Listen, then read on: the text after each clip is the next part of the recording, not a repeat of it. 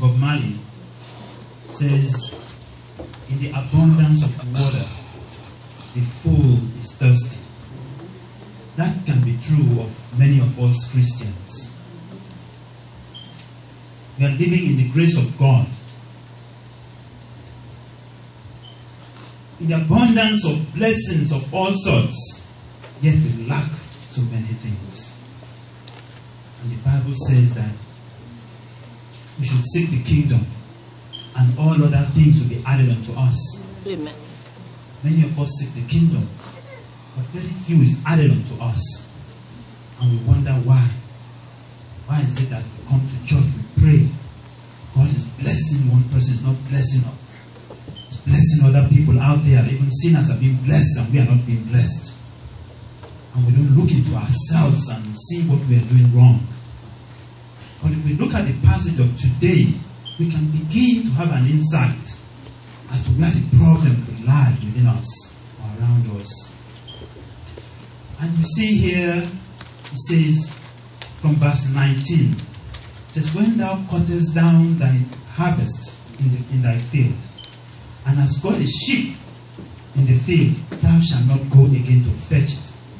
It shall be for the stranger, for the fatherless, for the widow, that the Lord thy God may bless thee in all the works of thine hands. See, what it's telling us is that we should not be selfish. We should not be selfish in any way to our fellow man. We're still going to go into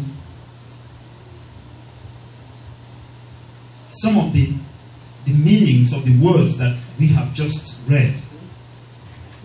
But let's just look at the passages first, and then we'll go into specifics. So it's telling us that when we do our harvest, or when we gather all our blessings together, there are some blessings that, fall aside that we don't really need. We should not we should not be angry when the people of this world come and just have those. Let's give it to them. It's their portion. Let's let them have it. It's their portion, so that God will going to bless us. See, there are many Christians that do not know how to give alms. There are many Christians that do not know how to bless other Christians. There are many Christians that do not even know how to bless those that do not have. It's not all about money, like we would see as we go on. It could be your time, it could be anything. And then, if we now go back to this same passage, and we look at the meaning of some of the words, the way it's written originally in the Hebrew text, we will begin to understand certain things again about this passage. It says, when thou cuttest down thine harvest. The word cuttest, that phrase cuttest down, in the Hebrew text also means discouraged. It says, when you are discouraged in your business or in your job or in anything that you are doing, and you know that your neighbor, for instance, you lost your business, or your business is not functioning the way it should go, and you had lent money to your neighbor, it is not the time to go and hold his throat and say, I must take my money because I don't have anything. That's what the passage is telling us again. That's not the time. It's not the time for you to go and harass him. If you look at the meanings of those words in the Hebrew text, you see that that's what it comes to again. That you don't go and harass that neighbor and say, I must get my money today. We see in the Bible, there was a place where someone was owing money, and the Lord forgave him. He said, okay, you can go take the money. And then he left there and went and grabbed his fellow man who was owing him even lesser amount and said, I must take my money today. What happened? He was made to repay that money. And that's what the passage is telling us. It's not just that when you cut your harvest or you have excess, you leave the excess to the poor. But at the same time, even when things are not going very well for you and someone has something that you lent them or you gave to them, it's not the time to tell them you must repay me today because I don't have. See, that's the thing. You see, you don't have to be mean and because you are lacking in something. What the Bible is telling us here is that instead, leave it. What it says, leave it for the stranger, the fatherless, and the widow. It says, leave it to God. Leave it that you lend that thing to God. When they want to pay you, let them pay you at their own time or what time you agreed on. Don't use the condition that you don't have now to force them to give you when they do not have it. Let God decide. Since you have an agreement with them, or you decided you didn't want it at that time, let it go for that time until they are able to give it to you. But focus on God. That the Lord God Himself may bless. Bless in that translation means may praise you. In the work of their hands. May God may praise you in all your transactions, in your activities, in your occupation, in your offerings that you bring to Him. And it says, of thine hands shows power and fellowship. God bless you in the work of your hands, in the work of your ministry, the work of your fellowship with Him, in the work that you walk with Him every day, the power that He has given unto you. It's not the time to hold your neighbors to ransom. In verse 20 it says, when thou beatest thine olive tree, thou shalt not go over the boughs again, shall be for the stranger, for the fatherless, and for the widow. Again, let us look at the translation again. We look at the words. It says, when you are confronted, because that word beatest also comes to confrontation. When you are confronted with unsurmountable obstacles, because there's Mount Olive also that they recognize. So the olive tree is looked at as Mount Olive. And it says when you are confronted with unsurmountable obstacles, don't boast. Don't think that it's your power that will save you. Don't go over the balls. Don't think that, my power, I can do it myself. Rather, look unto God. Yes. Look unto God for direction. Yes. Look unto God for your victory. Yes. Don't look unto man. Look unto God. He's the one that can bring that mountain down. Amen. In verse 21, it says, when thou gatherest thy grapes, the grapes of thy vineyard, thou shalt not glean it afterwards. It shall be for the stranger, for the fatherless, and for the widow. Again, when we translate it again, it says, when you are lonely and abandoned by your friend, by your boyfriend, by your husband, by your family, says, do not get so angry as to begin to abuse people around you, or to begin to maltreat people around you because you are angry, because you are upset. Don't let that, what has happened to you, don't let it push you to treat other people badly. Don't persecute them because of what you are going through. But let God, Jehovah Himself, take control of that loneliness, that abandonment. Because He only can turn it around. Amen. And you shall remember, shall be mindful, shall think well that at one time you were a bondman in Egypt. At one time you were in that same position or something similar. You had the same problem that these people had, maybe in a different way. And the Lord Jehovah Himself, thy God, that is the only true God, He redeemed you from it. He rescued you, delivered you from that problem. Therefore, He is commanding you, Jehovah is commanding you to do this thing. Because He knows that at one time I have delivered you from the same problems. It may not be exactly the same issues you are going through, but He has delivered you at one time.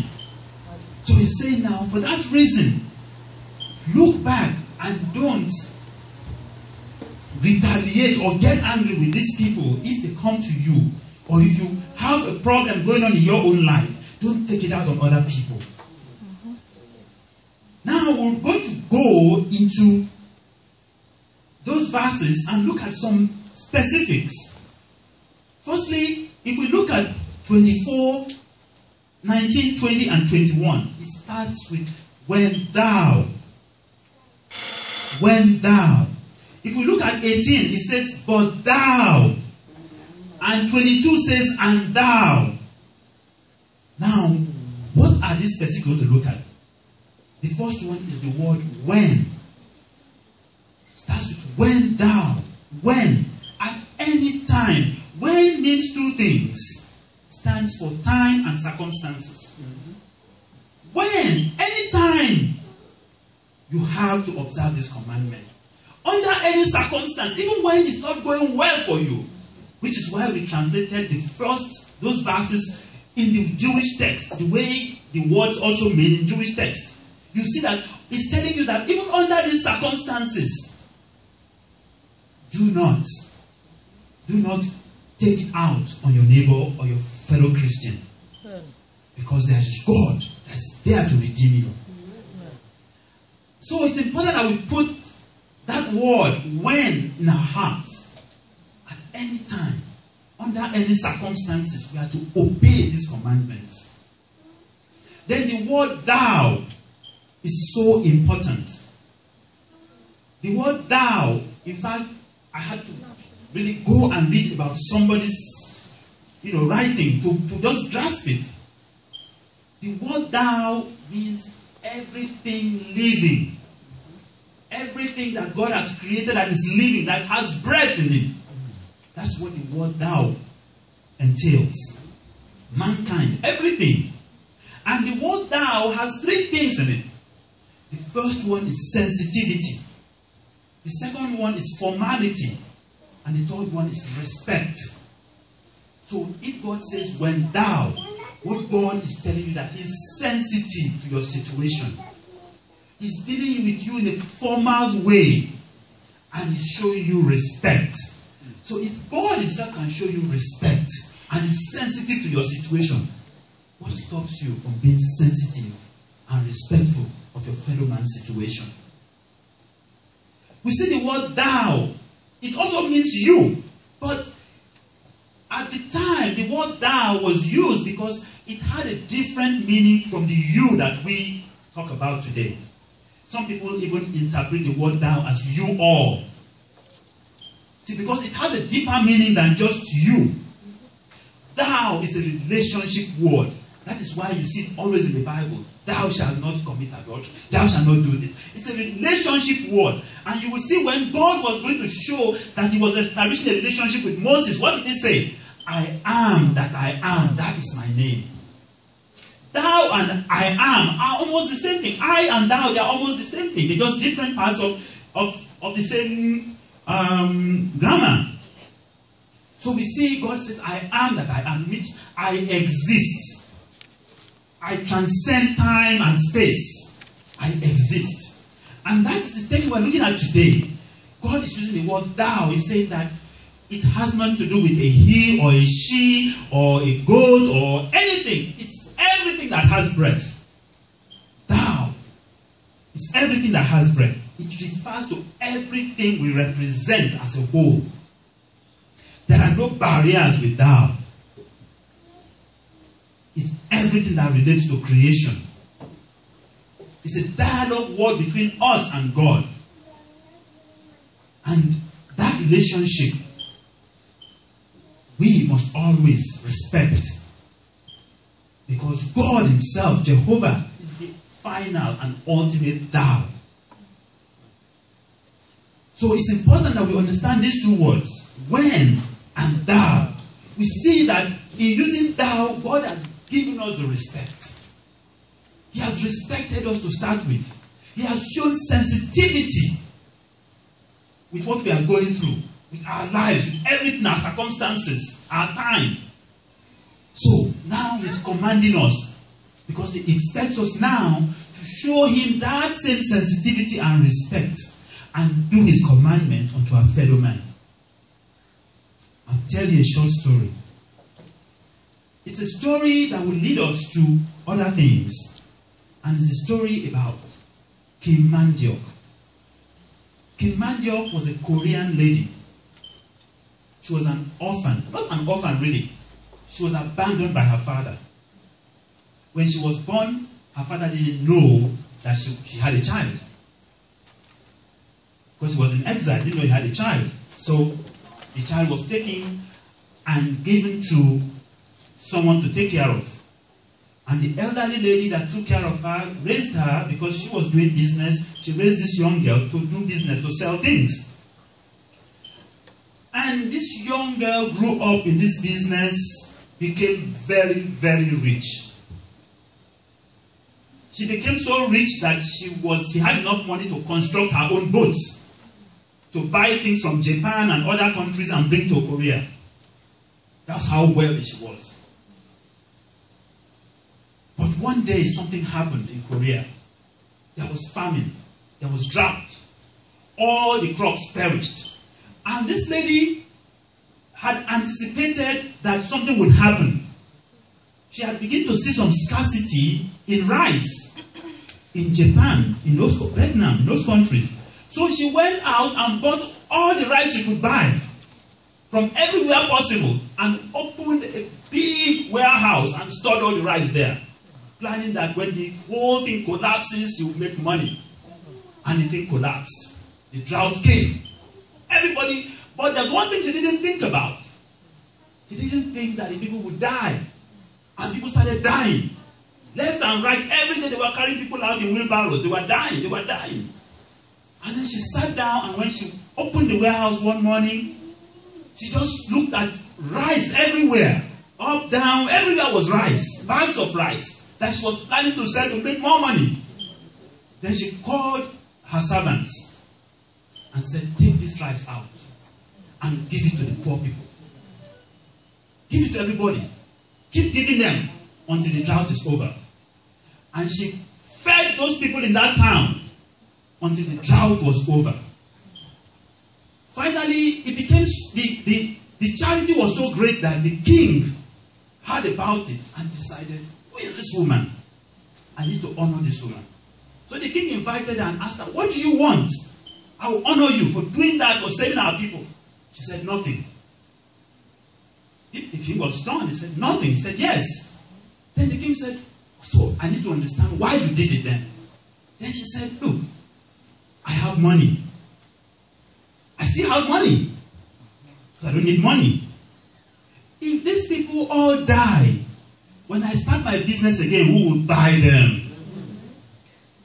Who will I trade with? They are my customers. Now if they die, my money is useless. So I will save them with my rice, so that when I start again, they will come and buy. See, the king was surprised that I've never had anybody think like this. But that is someone that is thinking in very, very serious terms about human existence. The question is that, as Christians, do we think like Kim Mandiok? Mind you, Kim Mandiok was a Buddhist, not a Christian. But look at the way she was thinking. I have to save these people. Why? Because of the Tao. She has to save them. She knew she was committed to them. These were the same people who were buying her goods when things were fine. If they all die now, she has money. Of what use is the money? It's worthless to her. And this is the kind of thinking that I'm challenging you as Christians to begin to put in your heart today. You know, this morning, if you came for the Bible study, you will hear one of our fathers giving a sermon, the Bible study, talking about people having, you know, and they find it so difficult to give that to those that do not have. See, we came with nothing, and it is certain that we'll take nothing away. You know, there was a story once in Nigeria. I think it was a lie, but I'll tell you the story anyway. I don't think it was true. They said there was this man, he was very rich, and when he was dying, he told his sons, his son was abroad, he told his son, when you come home, I want to be buried the way I am. So the sons came and they started arguing in the family. Oh, listen, no, that's his will. He wants to be buried the way he is, the way he is now, let's bury him like that. With all this clothing, all this agbada and all these things, no, we can't do that. We have to wash him. No, we have to bury him like that. Until they got to a point where one of them decided, one that came from abroad decided, you know what, we are burying him. After washing him, we're going to wash him. No, we're not going to put him like this. So finally, they stripped him and found out that the inner garment was full of money. They were going to take the money away. So you see how we can think in a very, very stupid way, thinking that money is going to go with us. No, that money is going to perish in the soil there. And maybe someday, some lucky guy would go trying to, dig for bones, and then we'll find the money. And we begin to rejoice home. So we see how foolish we can be as Christians. In Isaiah 58, this is what Jehovah says. And this is Jehovah's expectation of us as Christians. Is not this the fast that I have chosen? To loose the bands of wickedness, to undo the heavy burdens, and to let the oppressed go free, and that ye break every yoke. Is it not to deal your bread to the hungry, and that thou bring the poor that are cast out to thy house? When thou seest the naked, that thou cover him, and that thou hide not thyself from thine own flesh. What does it mean from your own flesh? It means from human beings like you, from your fellow Christians. See, we like to do like, people in Hollywood. People in Hollywood, they don't donate money unless it's going to come on TV. And it's true. They won't give money. When Oprah Winfrey went to build school, they went to build it in South Africa. He didn't go to Rwanda, where they don't have. He went to South Africa, where Mandela will come and they will show everything. That's the thing. Everybody wants that. But as Christians, that's not what God is asking us to do. What God is asking us to do as Christians is to give to our fellow man and to those that do not have. And you will see that we can give in many ways. It's not just money, food. There are many things that God has bestowed upon us that we can give. But we just don't think about it that way. See, let's look at what Paul Apostle says. Paul says we have different gifts given to us by the grace of God. It's not something that we have done or what kind of, it's just that God just gave it to us. And that is why the Bible says, freely you are given and freely give. See, there are some people, maybe prophets, who would want to charge you because you go to them, I have headache. You want to give something first before they begin to pray for you. God said, I give you freely. Freely give. If it's contributing to the needs of others, do it generously. And if it is showing of mercy, Paul says, do it cheerfully. There's something that each of us has. Some of us can give your time to charity. Thanksgiving is around the corner. You can go to the shelter and give food. You can go to the soup kitchen and give your time and help out. Clean the place. Serve the food. Sit down with these homeless people and talk to them. Give them hope. Let them know you care about them. Let them know all is not lost. Because you don't know how much that little thing you do matters to them. It goes a long way. Because one thing you say can turn someone's life around. Once in Ethiopia, I went with the driver to a bar. He had been taking me around the whole day. Because I was new and he had to show me the whole city. So he was taking me around, driving the whole place. So I asked him, what do you want? He said, buy me a bottle of wine. Wine? He said, yes. I said, okay, let's go. And a bottle of wine in Ethiopia is like $1. Because they have their own winery. So I said, okay, give me a whole bottle of wine. So he sat down and was drinking. And then we noticed one man was watching us. He was just watching. He didn't buy anything. He was just sitting down and watching us. It was just after the war. And then I told my friends, hey, listen, we are drinking this whole bottle of wine. Give him some now. Take a glass and give this man that's watching you, looking at you all this time. So finally he gave the man some wine. The man started drinking with him. And then I asked the man, why? You look depressed. What's the problem? After we left and we were going, he came to the car and he told us, he said, thank you so much. I said, what is it? He said, I was planning to kill myself tonight. I said, why?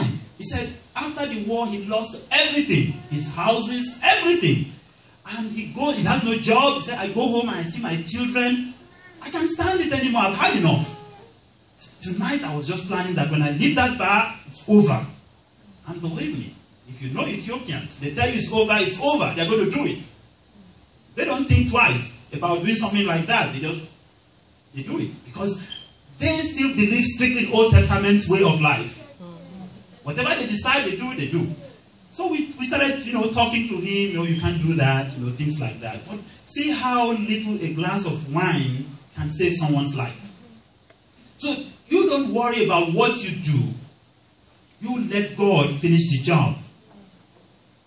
You see, whatever you do for these people, you are not going to conclude it. You are a means to an end. God is that end. Jehovah is that end. So he will finish it. That is why he's Alpha and Omega. You start it, he finishes. He will finish it. So you just let these guys, just do your own part. Go out. There are a lot of people you wouldn't believe who are very lonely at home. I'm telling you, you wouldn't believe it. There are people who are there was a lady I saw once in East Orange. This lady had been in the house, shut in, sitting on her own feces for 2 weeks. On her own feces, with maggots, for 2 weeks. Her daughter, who was taking care of her, was also sick in another room. And the girl's boyfriend was going in and out every day. I couldn't believe it. You were living here with these two people? What was he waiting for? That lady used to be a writer. She had printed comic books for children and had, I think about 1,000 copies in the closet. I believe he was waiting for that thing to be sold. And then he can make money because he was telling me, first he told me that he was a boyfriend, then he said they were associates. I said, oh, this man taking for money now. So you can tell how people change. He went from being a friend now to be an associate. Because he was thinking of the money in that closet. He knows how much money those books would cost if they get into the street. He said he wasn't thinking of using that money to help her. Now we had to call East Orange General Hospital. They took the mother to hospital. They took her to another hospital. She's still in hospital even as I speak. So it's important. And then we had to get all these senior people to come and help her. Clean the place, do all kinds of things for them. So your time can be anything. It does not have to be that you have to give money or clothing or something. You can volunteer. You can even go out to. There are a lot of shelter around with abandoned, abused, battered women. You can go there and volunteer. There are a lot of shelters for children. You can go there and volunteer. There are people in the prison. You can go there and talk to them and sit with them and chat with them. You don't know which one of them you will turn around. There are people who have been in prison and they came out of prison and today they are millionaires. It's a fact. A prisoner, charged with murder, coming out and becoming a millionaire. That is how God works. See, and there are a lot of prisoners who found God in prison. And today they are pastors. See, someone went to that prison. Someone was sent there to talk to them. To sow that seed in their heart. And God watered it. And today they are preaching the word of God. So don't feel that there are things you are not able to do. No. There are a lot of things you can do. Don't be unselfish with your time to your spouse, to your parents, to your children.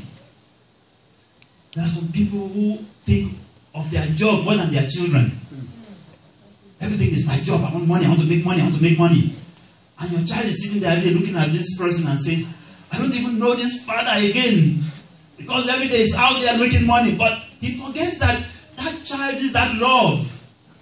And when he comes home and the child goes near you, leave me alone, leave me alone. He's thinking of money. He doesn't care.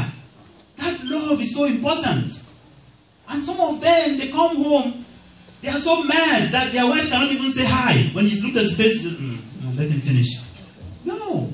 You see, all these things you might think are not important, but they are just as important for you. It's no point going out there to give money to the poor and then in your home you are beating up your wife or you are doing something else. I mean, that's hypocrisy. Charity begins at home. You start from your own house first. Show your family that love. Show them that time. You know, take your child to the park. You know, do things. Take your family out. One day, you just have some loose change. Take them out for dinner. Take them out to go and watch a nice movie. Things like that. Show them that you care. You see, when you begin, even if you don't know how to love somebody before, when you begin to do it with a child, you will learn to do it. Because children, once you show them love, they come back to you. They will show you love as well. So it's important that we as Christians begin to do that, and even to our parents. Many of us feel that if we give, then we're going to become poor. They're going to take from us, we not have. Because you don't understand. That is why Bob Marley said that in the abundance of water, the food is thirsty. Because the food does not know that you can get more back from God. You see, when you give, God is able to replenish those things you have given out. See, you might feel, okay, I'm giving so much money out. No, you'll be surprised. Your gift will be returned back to you. In the Gospel of St. Luke, Jesus, in chapter 6, Jesus said that it will be returned, pressed down, shaken together. You shake the grain together and press it and shake it again and add more. Yeah, that's what Jesus said you will get. He says, whatever you sow, that's what you're going to reap. If you show someone a lot of love, you're going to get a lot of love back. But if you do not show love, you won't get any love back. Many times people feel that, like when the church wants to do something like harvest, sometimes people feel that, you shouldn't do this, you shouldn't do that. You know what? Me, when it comes to harvest, I have the money, I spend it. And you won't believe what has happened to me in the last 4 weeks. I've been doing a project from the state. A project where I go to interview only 1 or 2 people every Saturday. And at the end of that week, I get $500. Now tell me, where's my money? Harvest money. That's gone back 2 or 3 times. Amen. I mean, it's so funny. I mean, but it looks strange, but that's the truth. And even when I go to their home, they're not at home.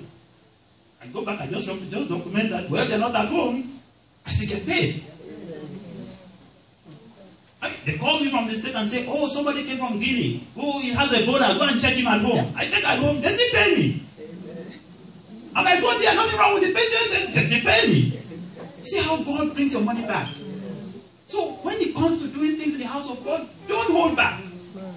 Whatever the Spirit ministers unto you to do, do it. There's a reason the Spirit is telling you to do it. There's a spirit, there's a reason.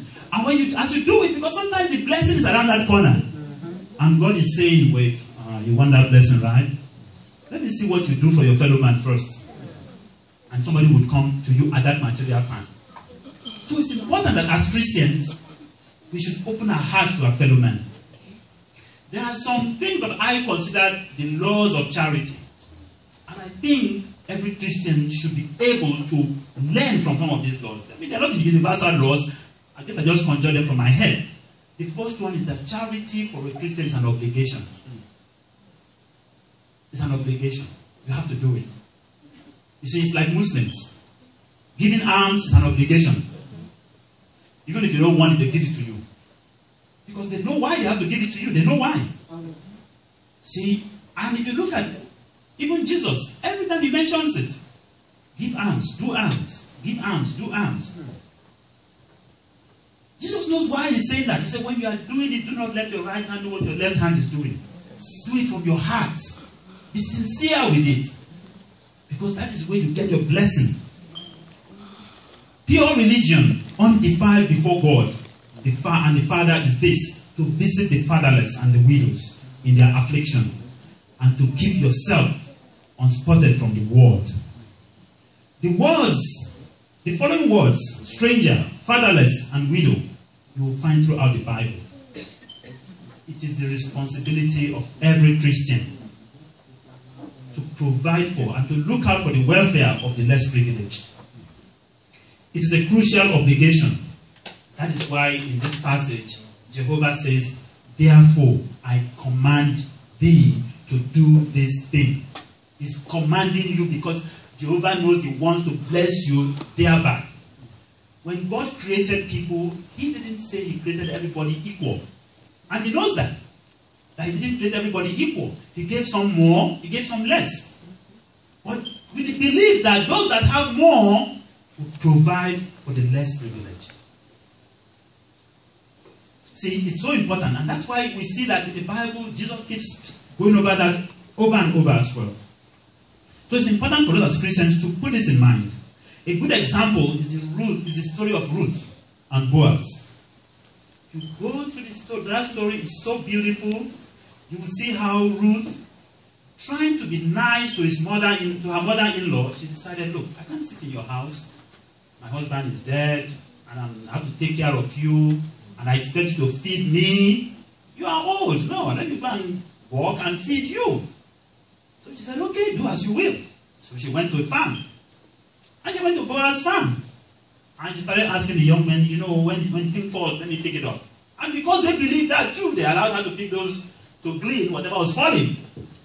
And she took them home. Guess what happened?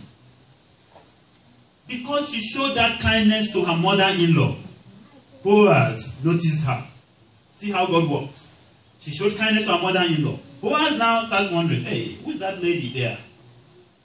And they say, oh, that's your relation's daughter-in-law. Ah, okay. Let her take whatever she wants. Guess what? She started doing that. After that, what happens? The mother-in-law says, you know what? Next time, go and sleep at his feet and let him talk to you. Yes, but if you go to the Bible, you will see that Boaz and Ruth are ancestors of Jesus Christ. Look at the blessing. What other blessing is greater than that? See, if that lady had not done that, someone else would do it. And God will have blessed that other person too. See, but she did according to exactly what the mother-in-law said to do. She did it, and you see the kind of blessing she got. Not only was Boaz even richer, with all his wealth, he still was in the lineage of Jesus Christ. And I think that's the greatest blessing he could ever get from God. Says, so we see it's so important that we look into that story and understand it. The purpose of us giving to the fatherless, the widows, and the stranger amongst us is to preserve brotherliness in the Christian fold and to create love amongst one another. If you have ever owned a dog, you understand what I'm about to tell you. If you find a stray dog just walking around the neighborhood, one day, no matter how vicious that dog is, take food and put down somewhere. The dog will eat it. The next day, the same time, the dog will come back, put the same food there. After maybe 1, 2, or 3 days, the dog will begin to follow you about. That dog will begin to follow you about. You have developed a bond with that dog. Why? You provided for that dog. You took care of that dog's needs. And he now sees you as a friend. That love is, believe it or not, if the owner comes and attacks you, you fight the owner. Because you are the one feeding him, providing for that dog. So that is the way human beings are. That is why you see Jehovah, when in those few verses, he used the word thou for every living creature. Because it goes beyond me or you or anybody. Even dogs will behave that way. Animals will behave that way. So we see it's so important that we as Christians preserve the brotherliness and love that's amongst us. And we should remember first that Jehovah started that brotherliness and love with us by giving his only begotten Son Jesus Christ in our place to redeem us because of our sins, to die on the cross. So if Jehovah himself can go that far, what stops us from doing little for our fellow man? If you sit in the congregation and you know someone who's looking for a job, help them out. Keep it in mind. You might go to New York Transit and you find vacancy. You bring it and show them, hey, try this, try that, try that, try that. You never know when God is ready to move in their lives. The Bible commands us that we do not use unjust measures when selling our goods. When telling us that we should not cheat. See, Nigerians have that thing with them. You go to Nigerian market, you have to be careful. Especially those of us that don't have wives, you have to be careful because they will take that thing that you use the measuring gari, they will beat it under. It will become like convex inside. So you think you are getting a lot. It's a little. They just do it like that. They pour more. You think that they're giving a lot. It's nothing. It's only when you get over you. This thing, man, this people just cheated me. They do all kinds of tricks. So you have to be careful. But as Christians, we are not supposed to go that way. We're not supposed to do things like that. Sometimes, I remember once I was buying some perfume and we agreed on a number of perfumes for a particular price. When the perfume came, they had removed 2. And but what did I do? I just looked and said, oh man, but these are Christians. These are Christians like me and you. We're supposed to live above that. He who despises his neighbor sins, but happy is he who is gracious to the poor. The other thing that I look at as a law of charity is the rich are meant to be kind and charitable to the poor. When you have Christ in your life, you are rich. You are wealthy. And you need to tap out of this wealth and give to the poor. See, the wealth Christ might give to you might be just preaching, might be prophecy, might be prayer. As you use it in God's glory, guess what? It begins to bless you in other areas of your life. You see, we don't think certain things as blessing. Your child goes out from home to school and comes back. That's blessing. Yes. Amen. Some other child was shot in school and ended up in hospital or in mortuary. That's blessing in itself, by itself. Some people will take the plane and travel. The people in Egypt, they're not different from us. They crashed. They seem like us too. They are human beings like us. But the grace of God is what we are enjoying. Why was it that the terrorists chose that time, or whoever did that stuff, chose that time, that particular plane? Maybe out of those people there, only a few people were targeted. But look at how many people got involved. And I'm sure if you go to that airport and you ask, there will be somebody who said, I missed the flight. Oh, I had to buy that ticket, I refused to buy it. Or something changed my mind. That's how it is. God will save his own at that time. So it's good, it's important that we be charitable to our fellow men. Greed is not part of Christian life. And we should avoid trying to glean everything from our possessions. If you leave one sheaf of wheat or 2 for the poor, it will not make you poor. Instead, to bring you good. Yes. Bible says, feed the hungry, help those in trouble. Then your light will shine out of darkness. Amen. And darkness around you shall be bright as day. Amen. And the Lord will guide you continually. Amen. And satisfy you with all good things. Amen. And keep you healthy too. You see, add that one too. Put it as extra. Keep you healthy too. And you will be like a well-watered garden. Amen. Like an ever-flowing spring. Amen. See? I mean, it's amazing. Look at all the blessings that God is just adding unto you just for doing good. Then the other thing again is, don't be mindful whom you give your gifts to. Don't care. You know, some people will say, oh, if I give him something now, you go and take drugs. Or you go and smoke cigarettes. I'm not giving him time. I want to buy alcohol. It's not your business. Your job is to give. You forget that just like you like to drink soda, they like to drink smoke cigarettes. That's what makes them happy too. When you are happy, you go to maybe IHOP and you enjoy yourself, you feast. In the same way, when they buy that alcohol, it makes them feel happy, makes them feel good. Leave that. Your job is to give. Let God do the rest for you. And the crowds asked John the Baptist, what then shall we do? In reply, he said to them, whosoever has 2 coats must share with anyone that has none. And whoever has food must do likewise. This is the season for winter. It is time to think of your neighbors, your friends who cannot afford to buy a coat. It is time to think of your friends, your neighbors who cannot afford to buy a long john or thermal wear. If you have extra coat you're not using, give it out. You can't put on 2 coats at the same time. Yeah, just give one out.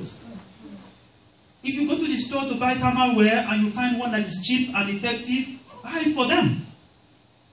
Don't take anything out of you. But whosoever has the world's goods and beholds his brother in need and closes his heart against him, how does the love of God abide in him? See, this is what Paul is asking. How do you say you love God when your fellow man that you can see, you cannot love with your possession? Don't focus on what the poor will do with your grapes and your olives. It's enough for you to provide for them. Let your charity be sincere. Be a sincere desire to help. Public recognition should not be the goal. Amen. In the book of Matthew it says, be careful not to do your acts of righteousness before men, to be seen of them. If you do, you will have no reward from your Father in heaven. So when you give to the needy, do not announce it with trumpets, as the hypocrites do in the synagogues and on the streets, to be honored by men. I tell you the truth, they have their reward in full. See, this is Jesus telling us now how to do our charity. Jesus was talking to someone again. He said, if thou wilt be perfect, go and sell that thou hast and give to the poor, and thou shalt have treasure in heaven. And then come and follow me. Finally, beware of exploitation. When you are doing your charity, beware of exploitation. Do be careful. Do not encourage laziness. Do not encourage laziness. Someone comes to you and you know this person is able and capable of doing things and you think they are lazy, counsel them. Counsel them, that's your job. Counsel them as a Christian so that they can help themselves. Do not encourage laziness.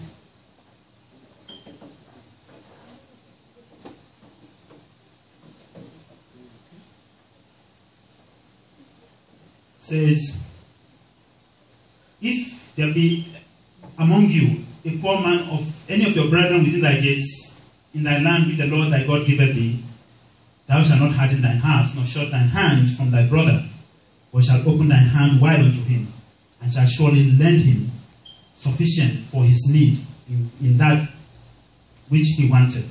Sufficient for his need. Sufficient for his need. If your brother comes and is asking for too much than he needs, you are encouraging laziness to give it to him. You don't have to encourage laziness. Give, but don't encourage laziness.